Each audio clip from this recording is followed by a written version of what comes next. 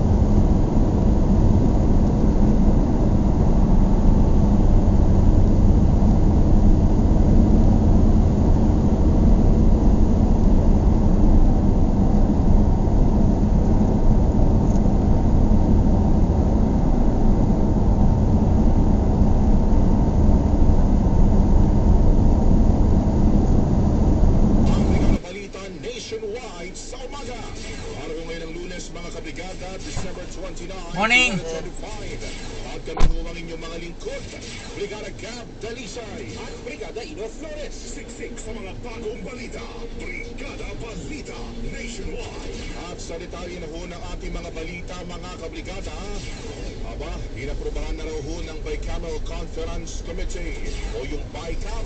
Ito nga ho ang pinal na bersyon ng 6.793 trillion pesos na pambansang pondo para ho yan sa 2026. Yan ho'y matapos pagtibayin ang mga hindi na pagkasundo ang probisyon ng General Appropriations Bill o yung GAP. Ayon ho kabrigada kay House Appropriations Chairperson Micaela Sonsing, ang panukalang budget ay people-centered at nakatuon daw sa transparency, accountability at pagpapaunlad ng human capital. Sinabi rin ho niyang masusing tinalakay ang lahat ng mga hindi nga ho na pagkasundo ang probisyon para malinaw sa publiko kung saan nga raw ho ba napupunta yung pondo ng bayan.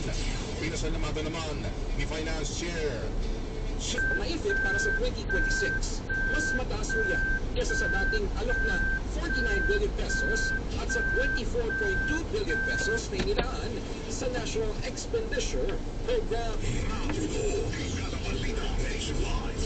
Kinumpirma naman ni Palace Press Officer Undersecretary Claire Castro na wala pa raw talakayan hinggil sa mga papalit na mga opisyal na nagbitiw nga ho yan sa Independent Commission for Infrastructure o ICI dahil nakabinbin pa ang panukalang batas kaugnay sa pagbuo ng isang independent commission.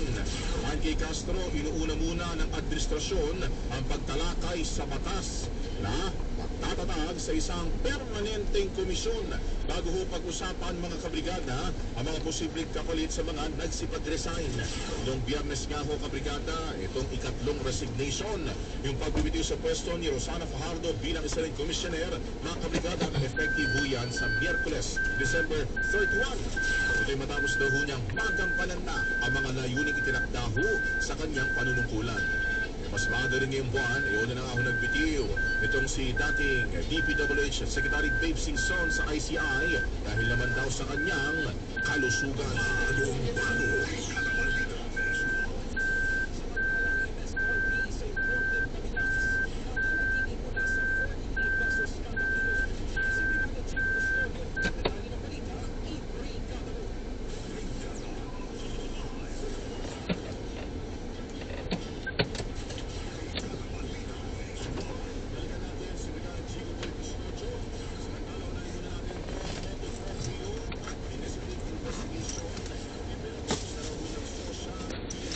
Go.